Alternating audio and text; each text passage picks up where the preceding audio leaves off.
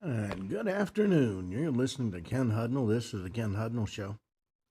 Coming to you from our studios right here in exciting El Paso, Texas, gateway to the Old West and the most haunted city in the country.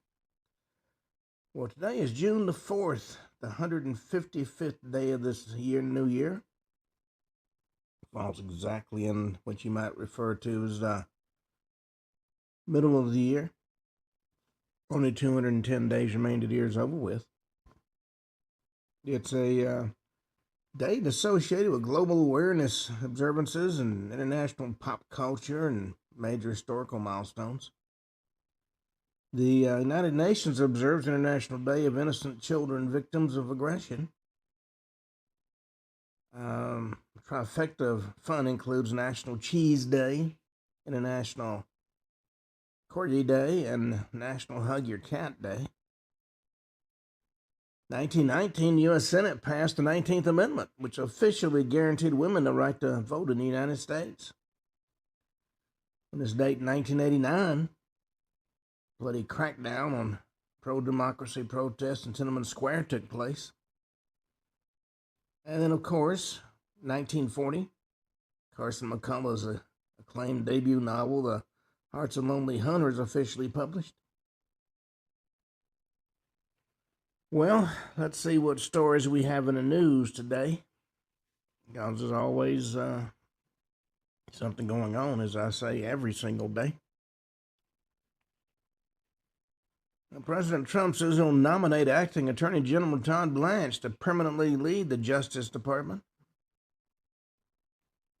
He said Wednesday evening that he plans to nominate the acting Attorney General.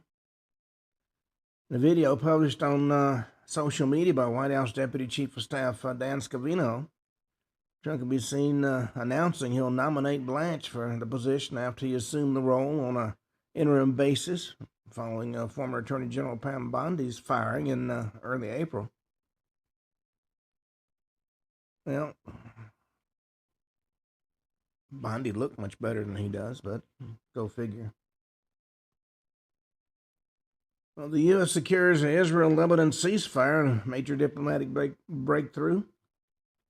State Department announced Wednesday the U.S. has brokered a breakthrough ceasefire deal between Israel and Lebanon, setting conditions for broader peace negotiations. U.S. forces launched new strikes on Iran's Qasem Island amid Iranian attacks on U.S. allies Kuwait and Bahrain. Iranian strikes on Kuwaiti targets injured at least 62 and killed at least one, according to the Kuwaiti Foreign Ministry. U.S. Central Command says U.S. downed additional waves of Iranian drones targeting U.S. forces in Kuwait. Israeli Defense Forces issued an evacuation threat to southern Lebanon on Wednesday, one day after the ongoing Israel-Hezbollah conflict threatened the Iranian ceasefire. And President Trump told New York Post he was perturbed with Israeli Prime Minister Netanyahu over Lebanon. Well, into every relationship, a little rain must fall.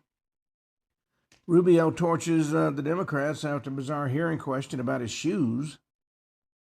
He made the comment, "Is this a circus?" And quite often it does appear that the only thing Congress needs is a ringmaster to go on the road. Secretary of State Rubio called Wednesday's House Foreign Affairs Committee hearing a circus after Representative Sarah Jacobs, Democrat of California, go figure, questioned him about a pair of shoes he received as a gift from President Trump. This change came after Jacobs criticized Rubio's testimony regarding the recent conflict at Iran, acknowledging he was unwilling to acknowledge the facts. He says, "Mr. Secretary, it seems like you have an issue admitting facts. You couldn't admit the shoes the president thought you were too big," which appeared to puzzle Rubio. He says, "I don't know about the shoes. I mean, Trump gave me some Florsheim shoes that are actually pretty good. They fit fine. I don't know what she's talking about." And Jacobson returned to the topic moments later, complimenting Rubio's footwear. Well, I guess if you don't know enough to ask the right questions. You can talk about all kinds of craziness. Former primary rival resurfaces to challenge scandal-plagued Graham Plattner in the main Senate race. The scandal-plagued Democratic Socialist Graham Plattner's controversies have led his former primary rival to speak out and remind Mainers that she remains on the ballot despite having suspended her campaign. Plattner has been hit with one controversy after another. He remains the heavy favorite leading into next Tuesday's primary contest. His only active opponent, David Costello, has failed to gain any traction. And of course, if you remember, Plattner's the one known for the Nazi tattoo he has on his chest. But Maine Governor Janet Mills, who suspended her campaign for Senate earlier this year, got the potential bombshell in comments to a Lewiston Sun Journal columnist by suggesting Democrats can still vote for her in their effort to unseat 30-year incumbent Senator Susan Collins, New England's last remaining federal Republican office holder. She said, people have the impression I withdrew or dropped out. I simply suspended active campaigning. I'm still on the ballot, she said. She's an outspoken Trump critic who got publicly reprimanded by the president during a White House lunch earlier this year over the subject of biological men and girls' sports. It'd be nice if we could put that bugaboo to bed. Well, Democratic unity is a topic in the news. Republican crossovers have shaped the Ohio Senate race. President Trump carried Ohio by more than 11 percentage points in 2024, but a new Fox News survey finds his standing in the Buckeye State has deteriorated, a development that's benefiting Democratic Sherrod Brown in the Senate race. By a 15-point margin, Ohioans view Trump negatively.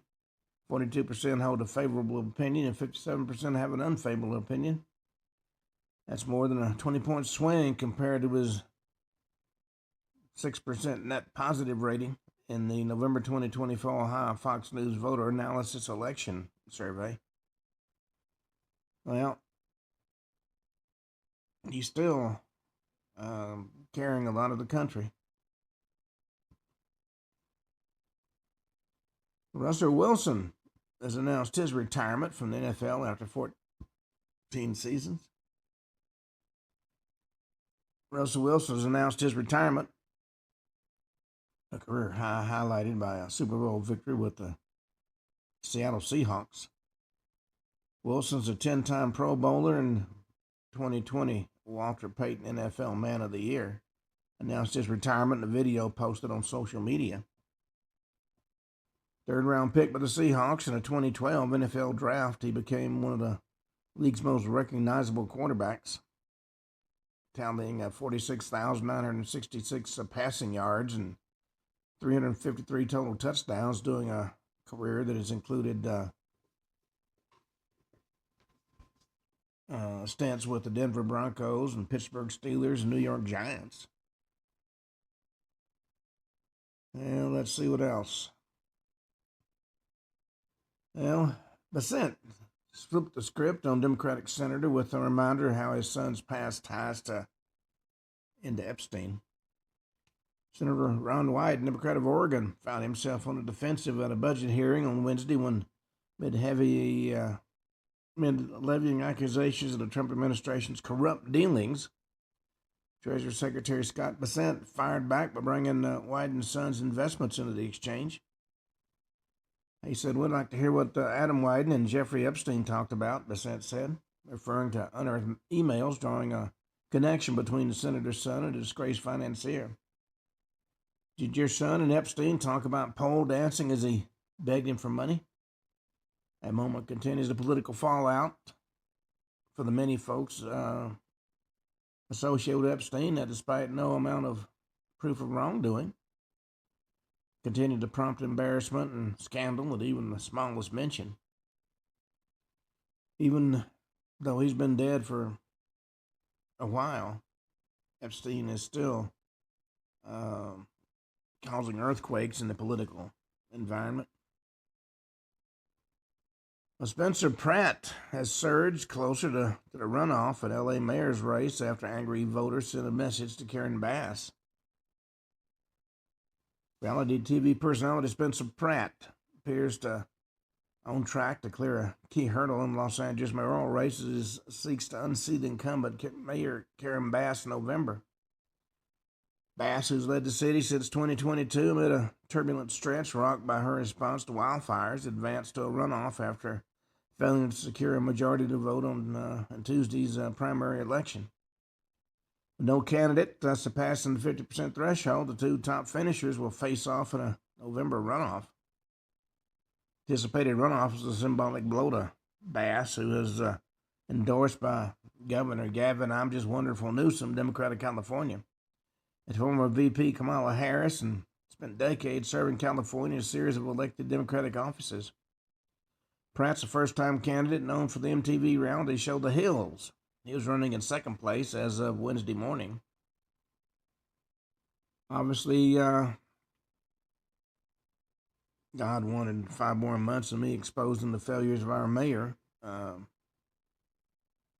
announced to reporters as the returns came in Tuesday evening.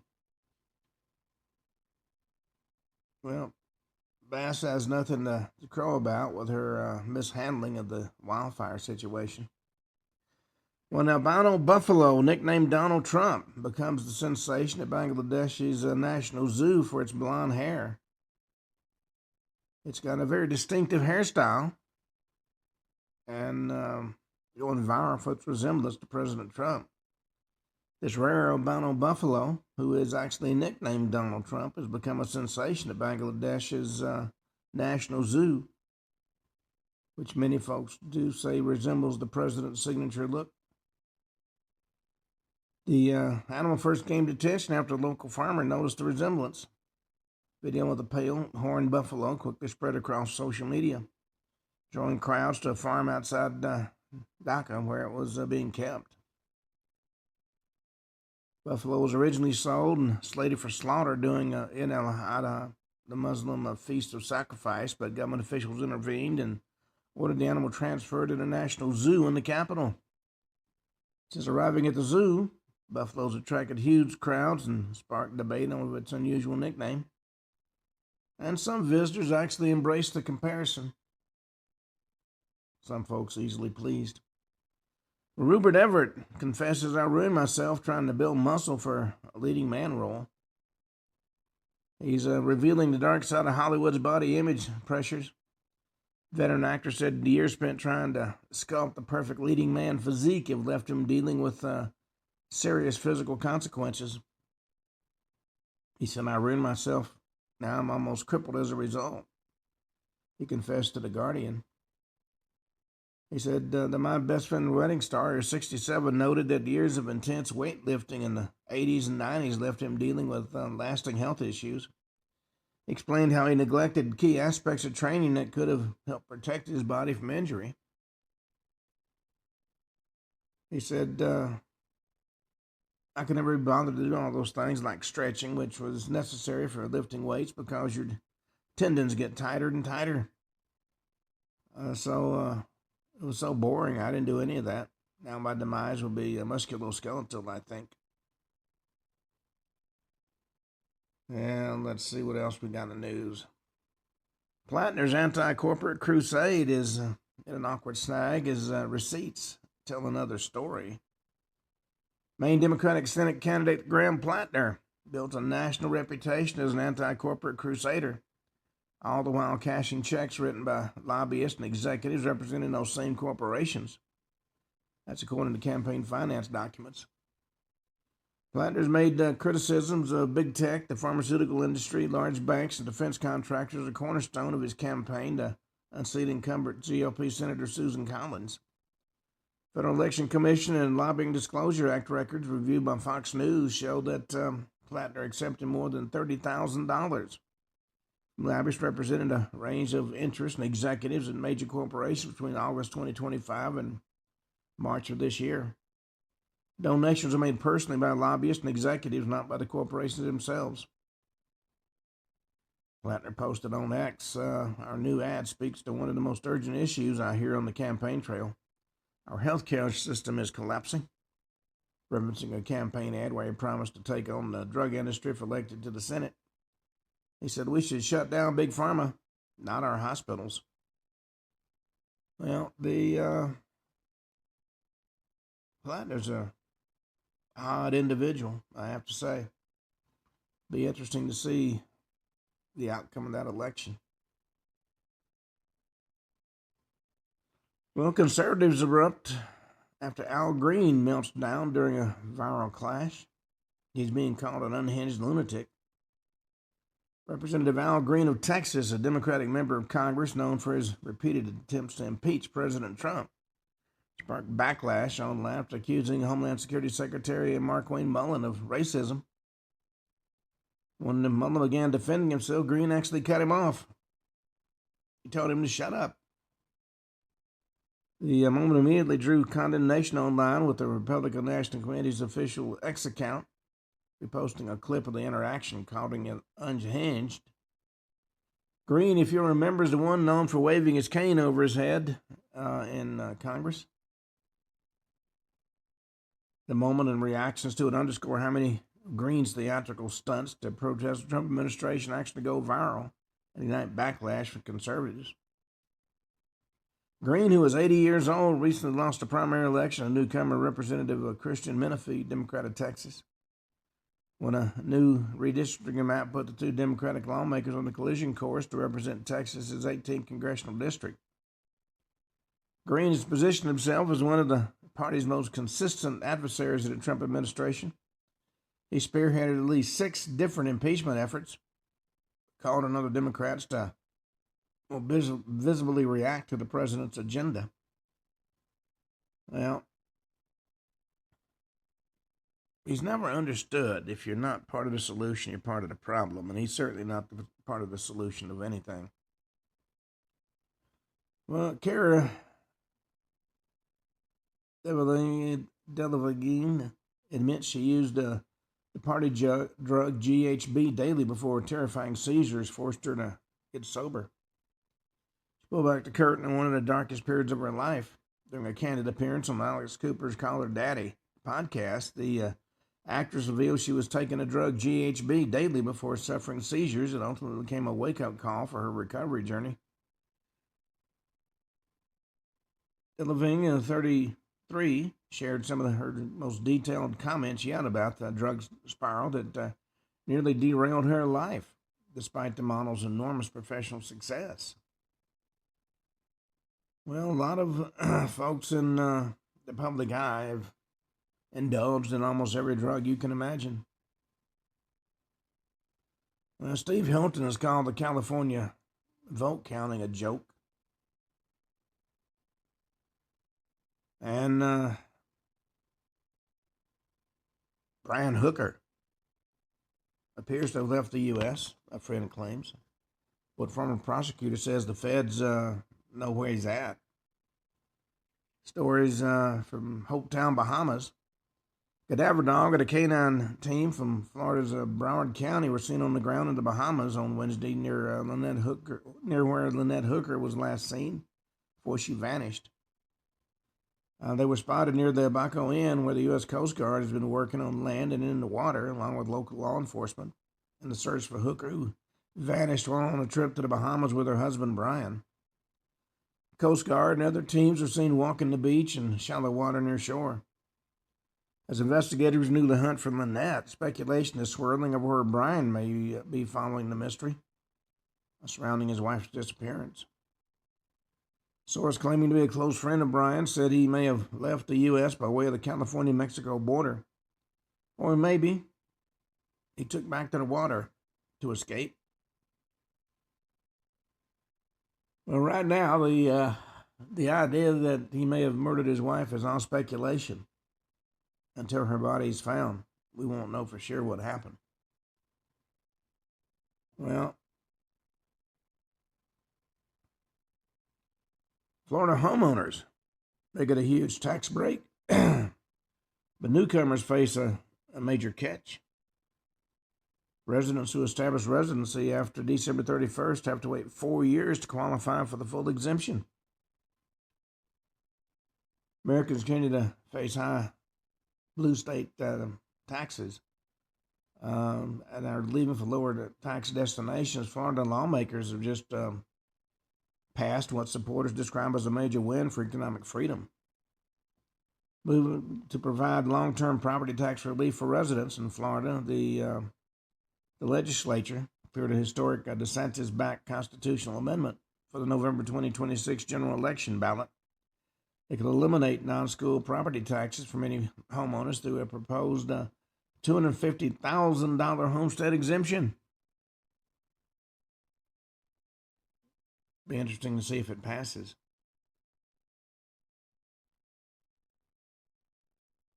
Well, the WNBA is still in the news. Brittany Griner throws Angel Reese to the floor like a rag doll in a stunning show of power. Brittany Griner is the WNBA's most divisive player before Angel Reese showed Angel who was still in charge Tuesday night. Excuse me.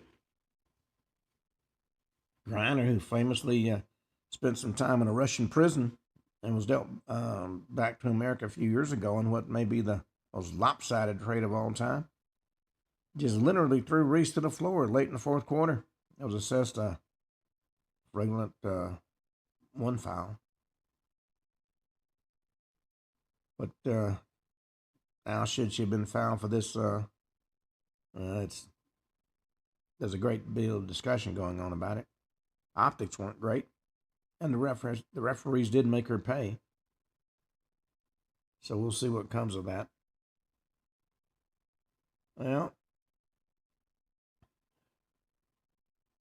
and finally, a new study reveals the single most critical factor in whether children keep their faith into adulthood.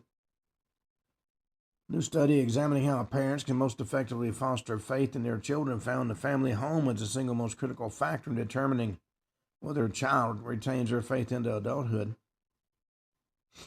In a new research study titled Passing the Torch, How Faith Moves Across Generations, the Institute for Family Studies and Communion looked at adults raised in Christian households to identify the parental behaviors most strongly associated with lasting religious faith. Study found that parents who regularly attend church, pray daily, talk about their faith with their children, and build strong family bonds are significantly more likely to raise children and remain faithful into adulthood. And I've known friends who came out of religious families who turned their backs on it when they left college, and I've known them that got even more associated with religion. A lot of factors that are hard to determine in a study. All right. We've been talking about UFOs in India and UFOs in various other places. And a lot of folks seem to think that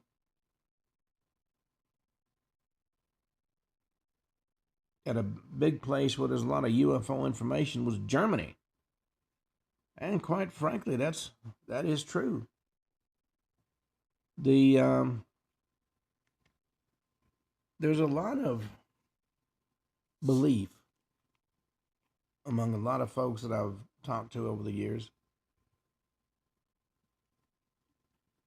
that a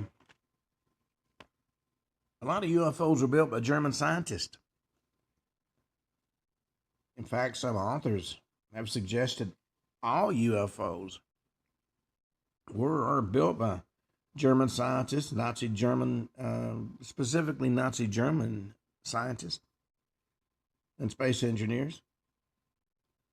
And quite frankly, if you know anything at all about the history of UFO sightings, that belief is a mistake.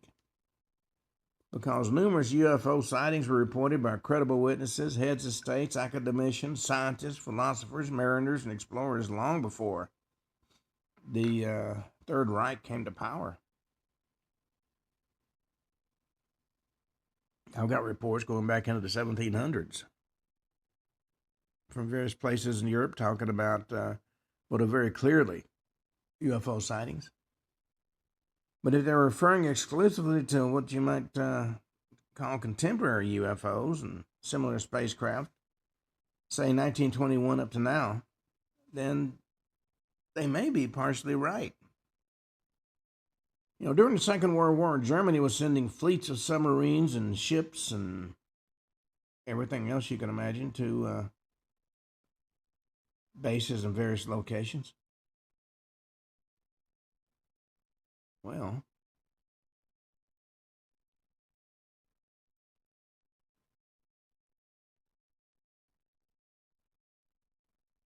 they also sent a lot of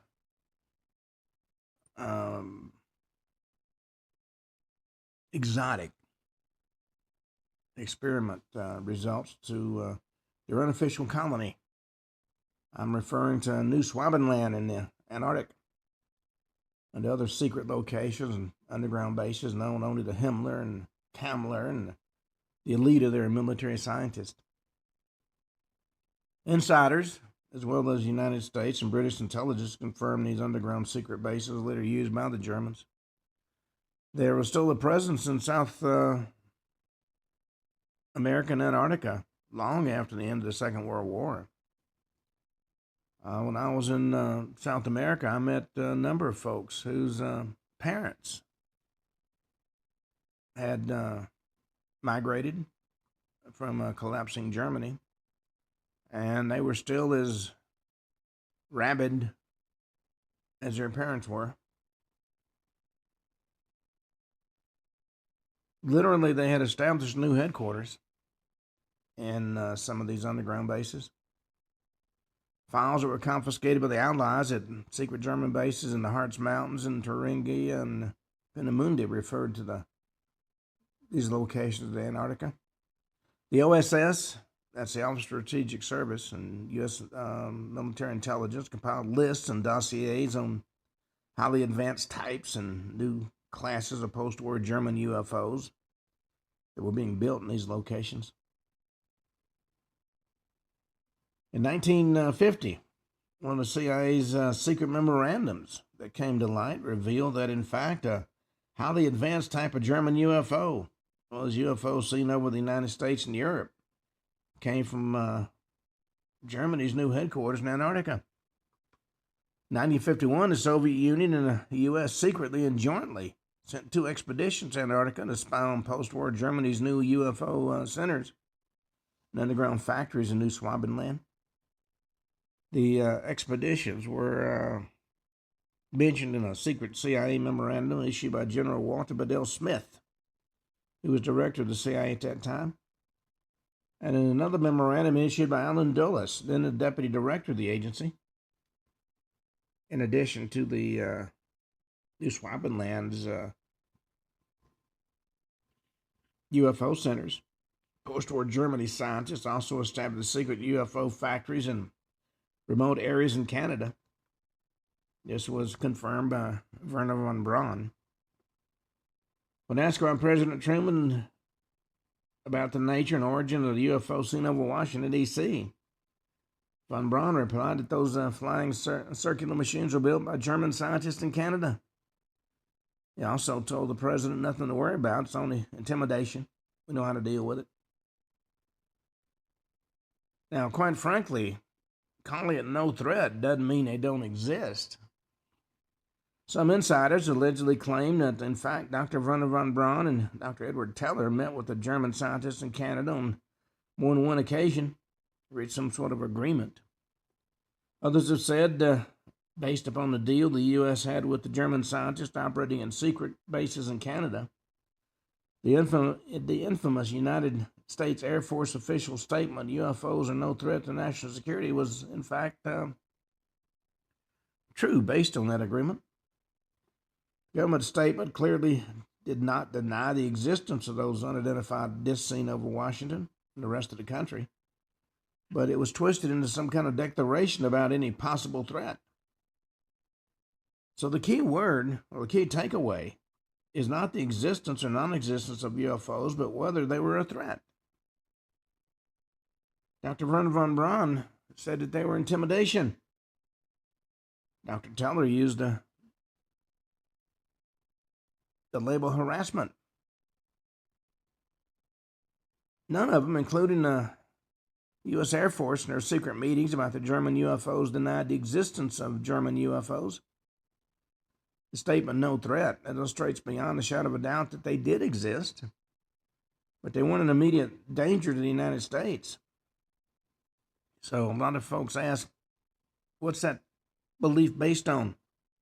How do they determine no threat if the UFOs did not exist? They could have said it in plain English: UFOs don't exist, and no further explanation or comment on national security would be needed at that point. And why in 1951 and 52, no-fly zones over certain remote areas in Canada were suddenly enforced?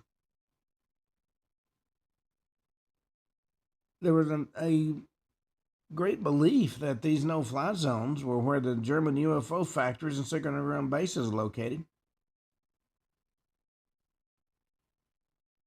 There were rumors that not only was a deal signed between the U.S. and Canada's German scientists, but a full cooperation and a joint production operation encompassing the building and flying and experimenting with more advanced crafts of these circular discs of various types in effect. And those agreements supposedly remain in effect to this day. Now, worth mentioning here, these top secret operations were a direct challenge to the Avro project, which for many years was not publicly acknowledged by our government. Now, Avro became known to the public, and our government officially admitted its existence and operation only after an independent photographer excuse me, took several pictures of the Avro circular craft, and a series of these pictures were published in various magazines and newspapers around the world. And for a long time, it was considered what you might call the state secret, but those days are in the past. Now, some authors, ufologists, UFO hunters, and especially ancient alien and ancient astronaut theorists, have suggested all UFOs are extraterrestrial. Well, based on the evidence, that's probably a mistaken belief, because government's official records, studies of experts in the field, confirmed findings, and space discoveries show that an overwhelming number of contemporary UFOs and similar craft were, or are, built either by Nazi Germany scientists, remnants of the Third Reich's UFO programs, intraterrestrials, or even the United States. Yes, we've built them as well. Besides, extraterrestrials aren't really interested in us. We don't really have anything to offer them, and they don't need us. I've heard it said we're the dumpster of the universe. Planet Earth is where the lowest of life forms breed and self-destruct. Other authors suggested UFOs are American-made. Now, that's, I believe, a mistaken belief for numerous reasons. And some authors have stated the UFOs are not real, and they're mistaken as well. There's enough technical data, documentation, radar readings, scientific evidence, and reports from pilots and avionics experts and aerospace scientists and various authoritative sources to document their physical presence. So the question becomes, where did they come from? Who built them? And in fact, who's still building them? Why are they here, their purposes, objectives, and what they want from us? And of course, the big question of all, why don't the aliens reveal themselves and land their UFOs in front of the White House? Well, these are some of the most important questions in the field of ufology. And very few individuals can actually answer them, even though the answers are available. Answers were given to us by German and Austrian scientists and space engineers who worked on German UFOs during and after the collapse of the Third Reich. Intraterrestrials our governments have met with starting in 1947. Seems strange and unrealistic to many of us, but meetings with non-human entities actually did occur. There's a lot of evidence I've been shown in the form of documentation that seems to confirm it. Beings or presences from another world is recorded in the alien transcripts from 1947. Our own scientists have confirmed it, those that dared to talk. No, his presidential memorandum that references interrogations of former SS generals, reports of government intelligence agencies, hundreds upon hundreds of affidavits and testimonies and accounts and reports from those who were directly and indirectly involved with UFOs. Now, I'm not going to elaborate on those topics in this particular show. We're working on a new book about UFO abductions, which is quite a major topic in the shadow movement, I guess you could call it. Now, UFOs came from, according to a lot of folks I've talked to, UFOs came from various extraterrestrial civilizations, including the ones referred to by many as our creators, the Anunnaki, the Rarans and the Zetas from Zeta Reticuli, and the other aliens who've explored the cosmos. In other words, some were from our galaxy and others from far beyond it. And this phase of exploration, I guess you could call it, ended millions of years ago. So the original origin of the UFOs during this phase is certainly extraterrestrial. Goes back to 10,000 to 11,500 years ago, and ended when the Anunnaki left. Zecharia Sitchin was a major proponent of this theory. This phase is a interrupted continuation of phase one, since the extraterrestrial Anunnaki continued to live on Earth for a few thousand years. And the Zetas who landed on planet Earth millions of years ago, some still remain here. So the origin of the UFOs during that period is both extraterrestrial and terrestrial, since Anunnaki lived among us in Mesopotamia, Africa, Anatolia, Near East, and part of South America, and the Zetas, also known as the Greys, who lived and still live on Earth, were still using their spaceships. And some of these craft came directly from their planets. Others are built here on Earth by the Anunnaki, and others by the alien Greys in their underwater habitats and installations. Now, according to most researchers, the Anunnaki are no longer with us. The Zetas are still here. They cohabitate planet Earth with us, and consequently, the spacecraft they use are part terrestrial and part extraterrestrial. Part terrestrial because the ones that are frequently used are manufactured at their underwater facilities. Part extraterrestrial because occasionally they pilot spacecraft that originated on Zeta Reticuli. But these occurrences, according to best reports, are extremely rare. Their flying machines, spacecraft, and spaceships are referred to as USOs, meaning unidentified submerged objects. We talked about that in several shows. Most of our planet's surface is not explored, and over 70% is underwater.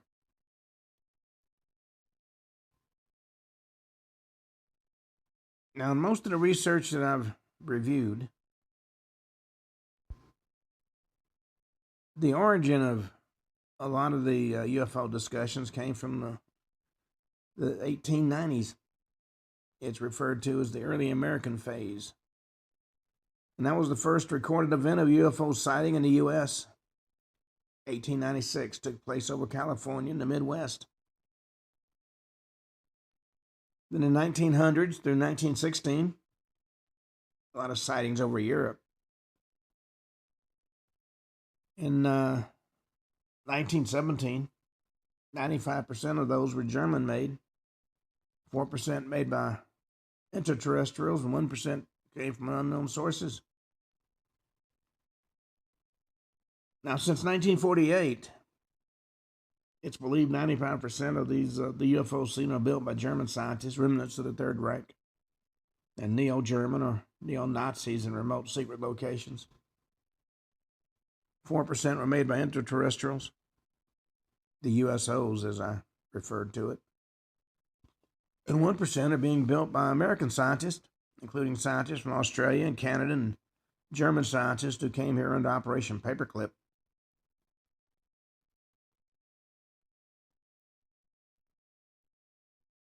Now, the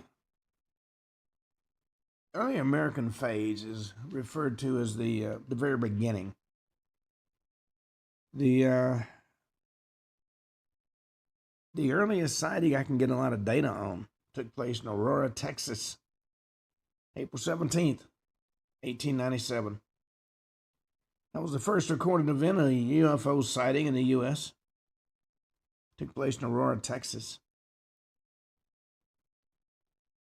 Now, there's not a great deal of documentation on that event,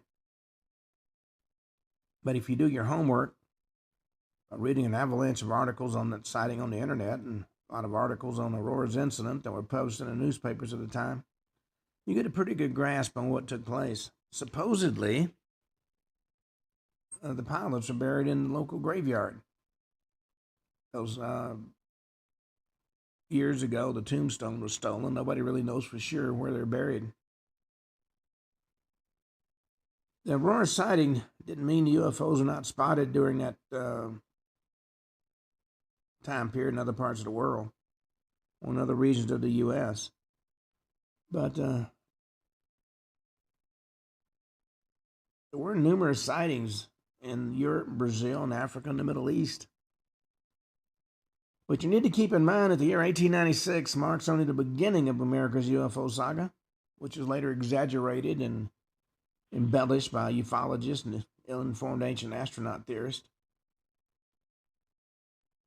There is a article that I found in the Dallas Morning News, dated April 19th, 1897.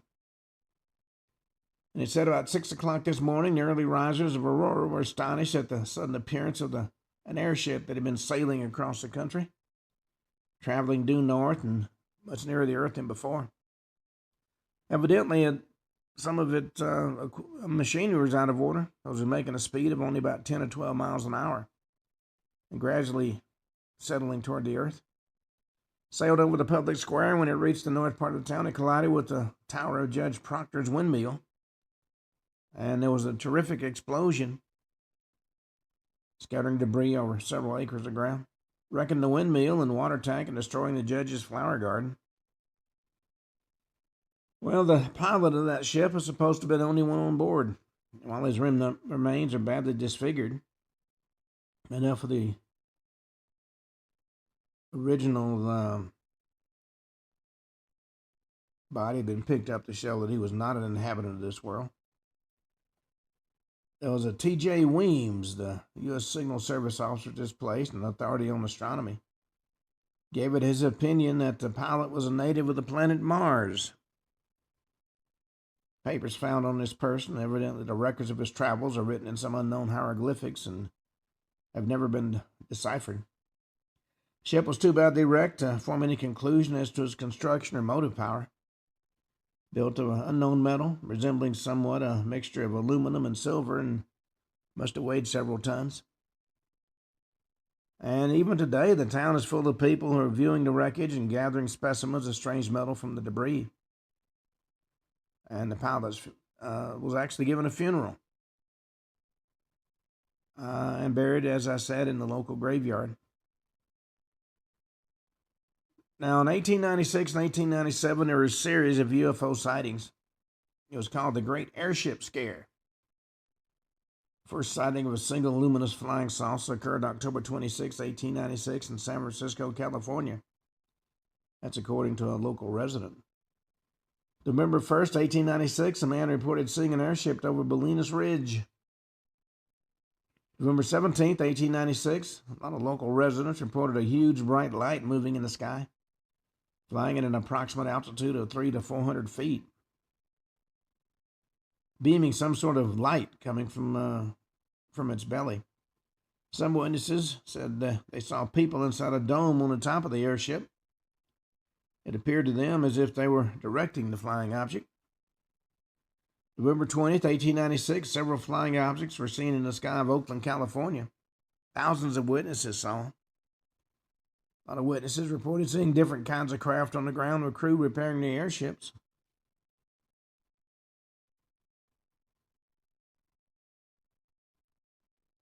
Now, for the next 3 days, more flying objects with a visible round cockpit with people inside were spotted in various parts of California. They couldn't believe some of the craziness in California either. A businessman and a former attorney general of the state who became extremely interested in these sightings told the media and the public that those flying objects were airships invented by a man who works for General Marco, who was then the commander-in-chief of the National Military Forces in Cuba. Well, a lot of folks believe the attorney general's story was a cover-up. Even back then, conspiracies and cover-ups seemed to be part of the official procedure. What's very distinct, different from the current cover-ups is the fact that the 1896 cover-up was not of a military or governmental nature, but rather a secretive business and entrepreneurial nature, as investigative discoveries and findings would later suggest. Many embellished stories and fabrications began to circulate. Some leading newspapers fueled the curiosity of the public. But everything changed when the airships all of a sudden began to appear all over the country by March of 1897. And especially on April 1st, 1897, when a huge luminous airship, 30 feet long, displayed an astonishing flight pattern in the city of Kansas City, which was witnessed by thousands of people, reported by the New York Sun newspaper on April 3rd, 1897. One judge in Texas claimed he spoke to a crew of a 200-foot-long airship who told him they came from the North Pole and were en route around the world. Some witnesses from Wisconsin, Iowa, Kansas, and California described the mystery airship as a long metallic cigar flying at a low altitude. Other witnesses stated the airship was round like a balloon with a shiny metallic body. Third group reported the airship had the shape of a cigar, which lifted a rectangular compartment underneath it. That compartment looked like a cabin, was well lit, and a crew of 3 people seen inside the dome maneuvering the craft. Different versions of the shape and speed and altitude of this flying object led observers and concerned investigators to believe that there was more than one airship in the area, especially when the latest sighting reports described the object as a round airship with a huge dome or cockpit attached to 2 wings on both sides of the airship. Well, they got a lot more interesting and maybe more complicated when numerous witnesses reported the crew of the airship was beaming some sort of light over houses and particular areas on the ground. Varied versions of the description of this mysterious flying object were published in the Chicago Tribune, the New York Sun, the Chicago Times, the New York Herald, and New York Times. In fact, the New York Times published 3 photos of the airship. Other newspapers sketched the flying object according to eyewitness reports. Articles in the newspapers of the era mentioned John W. Keeley's airship, which he built and kept on developing between 1888 and 1893. This airship flew successfully and was acknowledged by the United States War Department in 1896. By now, everybody's heard of the mysterious flying objects, though I do have reports that go back even further than 1896. On April 12, 1897, the Chicago Tribune published the following, contributed to Max Harmer, Secretary of the Chicago Aeronautical Society.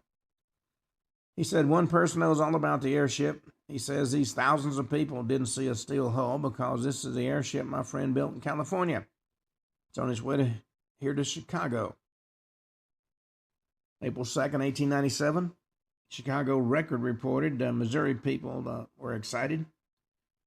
Mystical black object casting before it a red light startled the whole city for the last 2 weeks.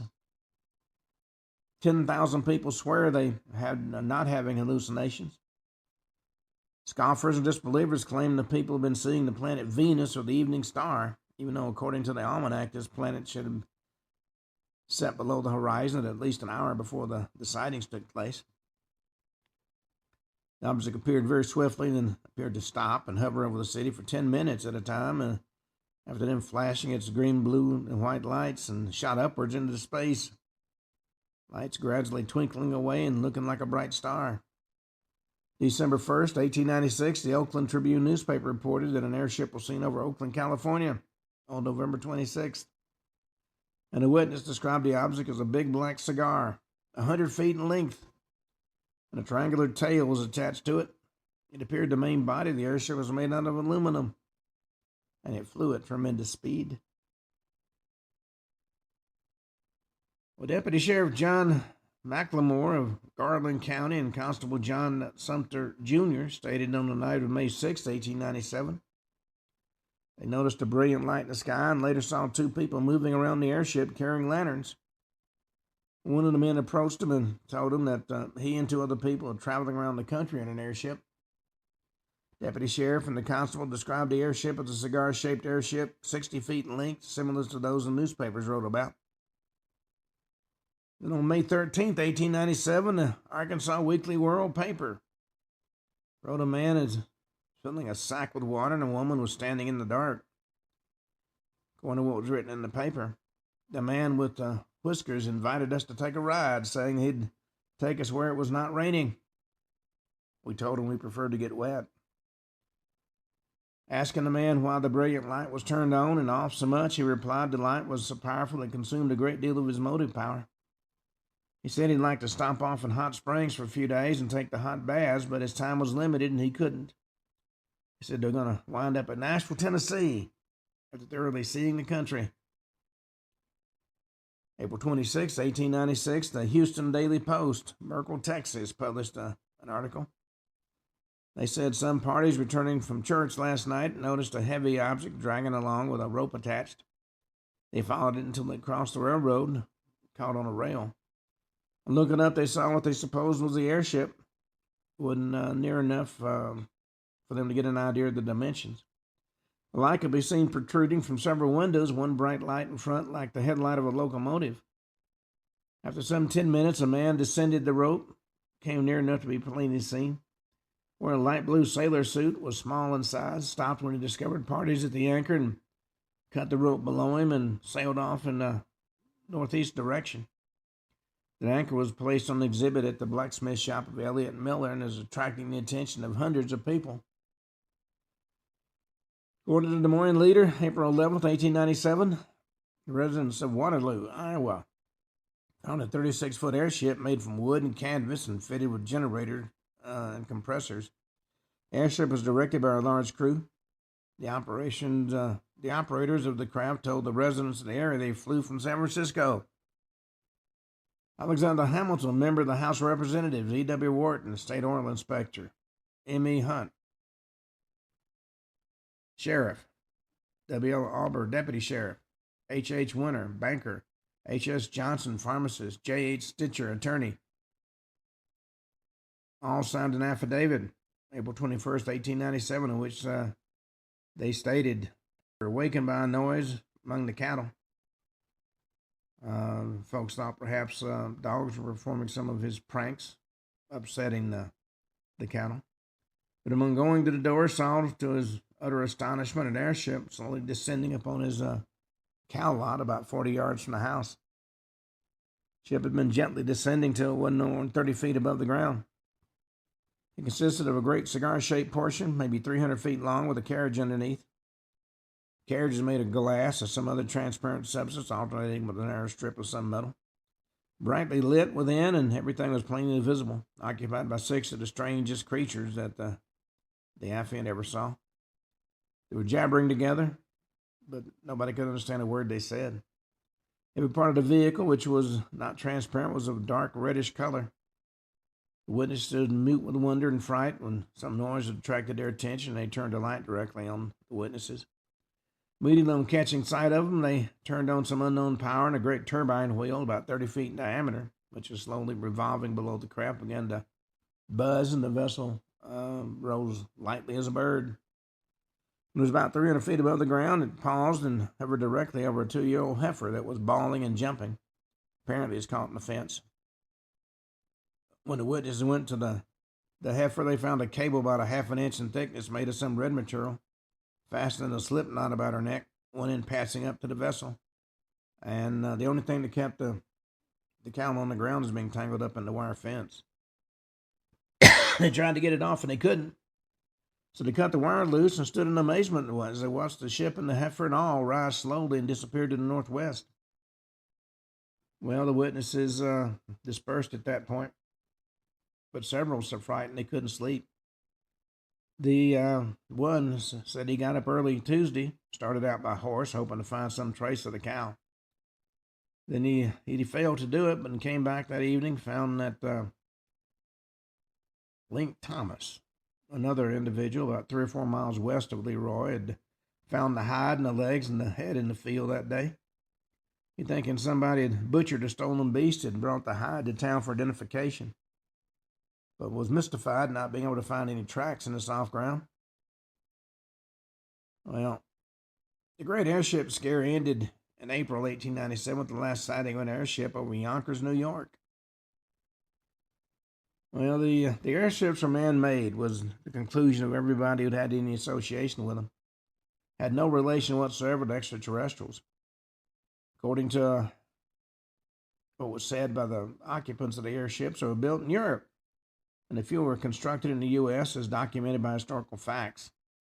A lot of witnesses reported that the airships had made several landings, and their crew conversed with people and asked for directions and supplies and water for their craft. By all accounts, the crews were polite, spoken perfectly English, were dressed very normally, nothing to indicate they were aliens. Some explained why they were flying the craft, what their destination was, and where they came from. The majority would simply say they were exploring the countryside. Others were more discreet and wouldn't say much. But nevertheless, they appeared to be human and from the United States. Well, the bottom line of all this was all these airships were the earliest types and categories of dirigibles, motor-driven and crewman craft, and had nothing to do with extraterrestrial UFOs. But ufologists still insist they're of extraterrestrial origin, piloted by aliens. Well, in the 30s, a wave of UFOs invaded the American skies, and the piece de resistance exploded in 1947 with a UFO crash in Roswell. Now, the Roswell incident was never totally, honestly, correctly reported and explained by the military, ufologists, scientists, UFO enthusiasts, and the media. Outsiders never knew and will never know the whole truth of the Roswell incident.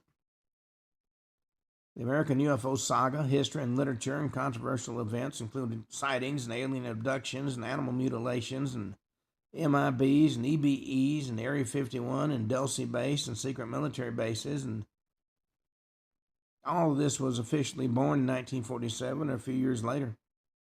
And the ramifications of extraordinary accounts continue to this day. Well, in tomorrow's show, we're going to talk about the early German UFO phase, which is said to have begun in 1917. And that phase is extremely important because the year 1917 opened up the first page of the history book of ufology. And the history of UFOs and extraterrestrial began in that year with Maria Orsic, German medium who became the world's first contactee and recipient of extraterrestrial messages from Aldebaran, and which contains specific scientific and technical data on how to build a UFO. And on that note, we come to the end of today's show. We'll be back tomorrow. We'll talk more about the early German UFO phase. Until then, this is Ken Hudnall for the Ken Hudnall Show, saying have a truly great evening.